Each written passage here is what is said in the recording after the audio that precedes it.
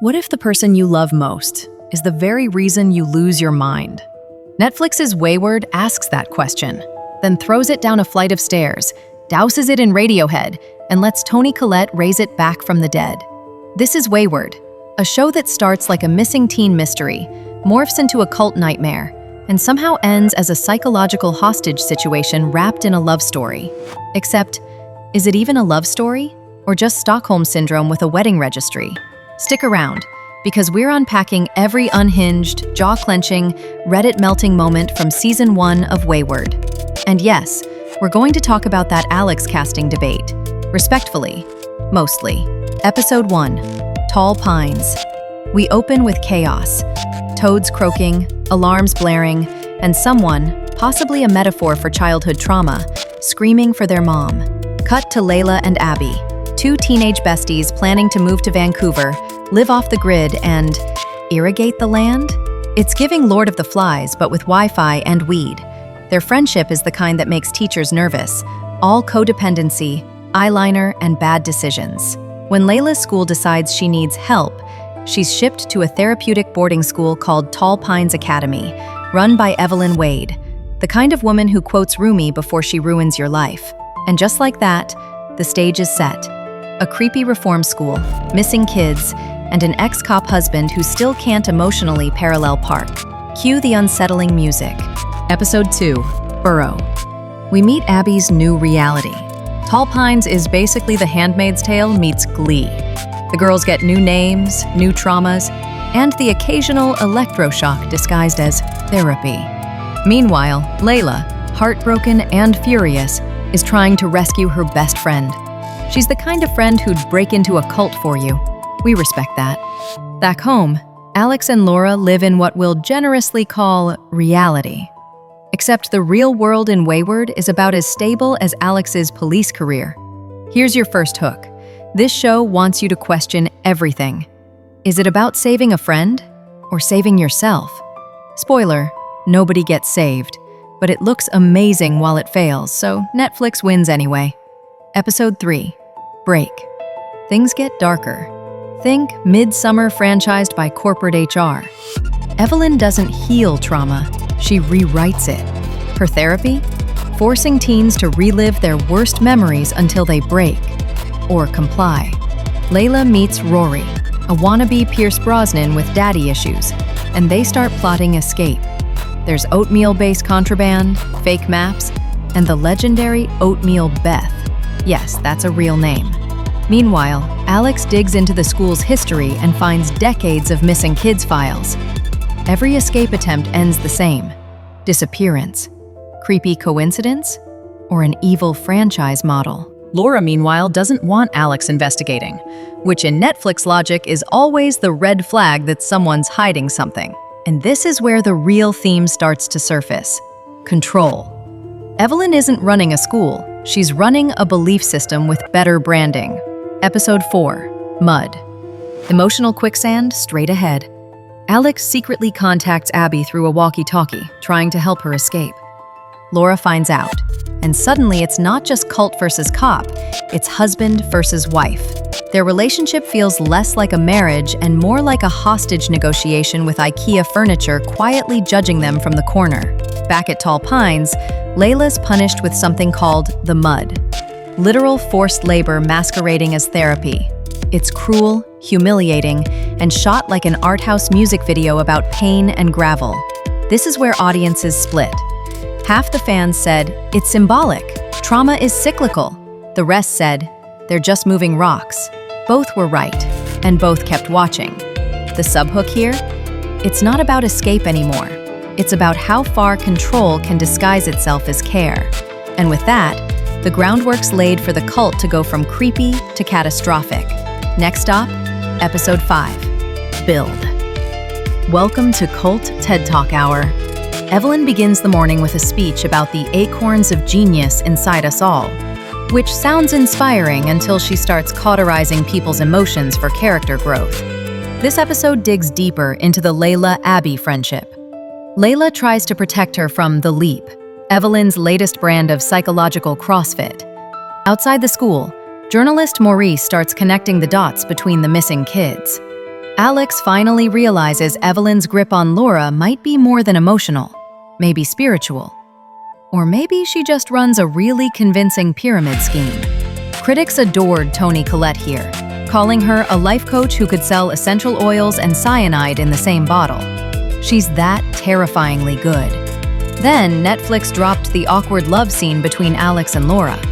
Let's be honest, it's less chemistry and more cringe. Even we at Screensplice couldn't ignore it. The role of Alex just didn't land. The writing wanted brooding masculinity. Instead, it gave earnest and fragile. And that mismatch hurt the entire dynamic. Was it bad acting? Miscast? Absolutely. The role needed someone who could match Toni Collette's energy head-on, not someone who looked like they were asking her for prom advice. That takes us to the next fever dream. Episode 6, Mirror. Things go full Hereditary meets Euphoria. We finally learn what happened the night Jess, Layla's sister, died. Evelyn drags Layla into the mirror room where memories replay like corrupted VHS tapes. It's visually gorgeous and emotionally violent. What starts as a murder mystery becomes a psychological surgery. The truth? It's not about who killed Jess. It's about how trauma rewrites your brain until you can't trust a single memory. Pretty uplifting stuff for a Friday night binge, right? Meanwhile, Tall Pine sends students into the wilderness to earn redemption. Translation: unpaid camping with extra gaslighting. They're told the first person to reach Mount Otis gets to leave, which sounds inspiring until you realize no one ever does. It's survival therapy meets Lord of the Flies, except everyone's too traumatized to build a fire. The show piles symbolism like homework you can't skip.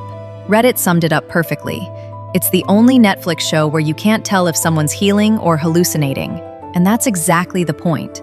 Every frame screams that Tall Pines isn't a school anymore. It's a feedback loop. The students repeat pain until it feels like progress. Congratulations, Evelyn.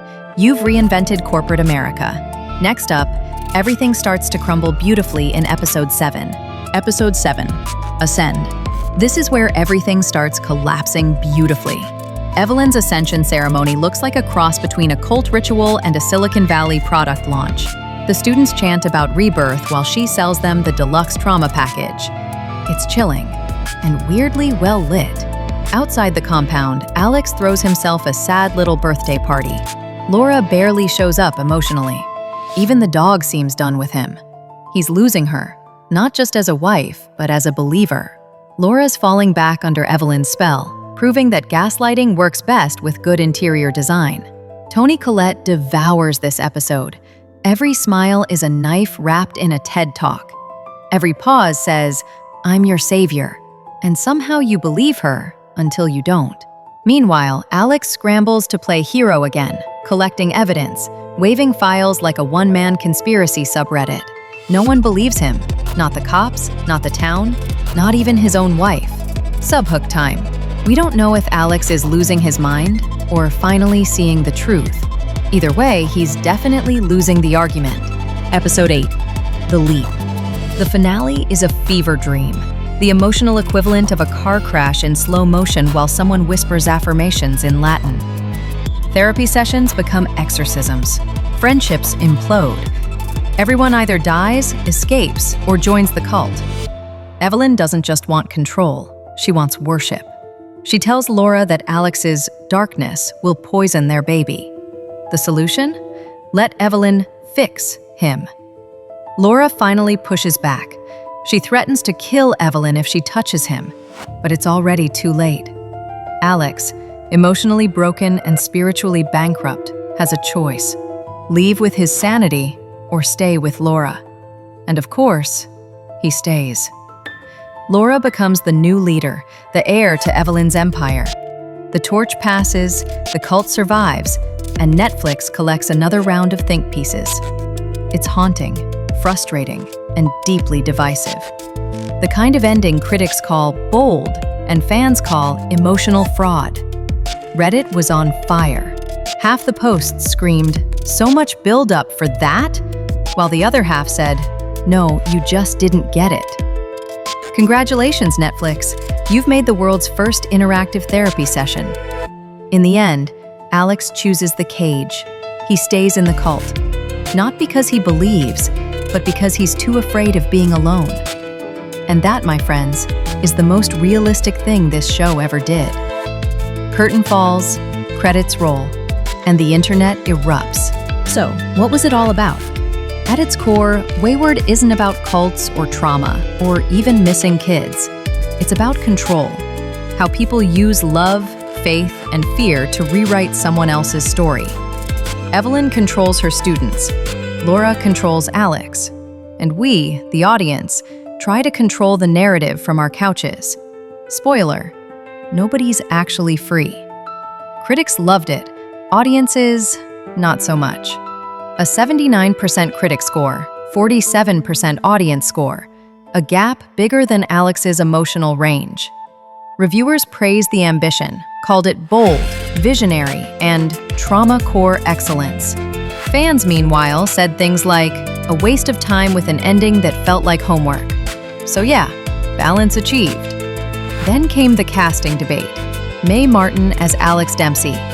Some viewers found the crafts intimate and nuanced. Others called it flat, slow, and miscast. Here at Screensplice, we land in the middle. Representation matters, absolutely, but so do chemistry, tone, and believability. Alex's role demanded grounded, masculine energy. Instead, it came off gentle and uncertain. The result? A marriage that looked more mother and son than equals battling their demons. Not awful, just misaligned. And look, we know this topic's sensitive, so to everyone debating it online, keep it honest, keep it respectful. These conversations matter, even when the show forgets to make eye contact while having them. Still, love it or hate it, you will talk about it. And that's what Netflix wanted all along. So, what's the big idea? Wayward isn't really about saving anyone. It's about how we trade our freedom for the illusion of peace. The show whispers, you can heal, while quietly proving that no one ever does. Evelyn uses therapy as control. Laura uses love as control. Alex uses guilt as control. And Netflix uses your weekend as control. It's poetry. Corporate, manipulative poetry. Every character wants to fix someone else, and in doing so, they lose themselves. By the end, no one's a hero. They're just people rewriting each other's trauma diaries. The show's biggest flex? It makes you question if control is love or just fear in a prettier outfit.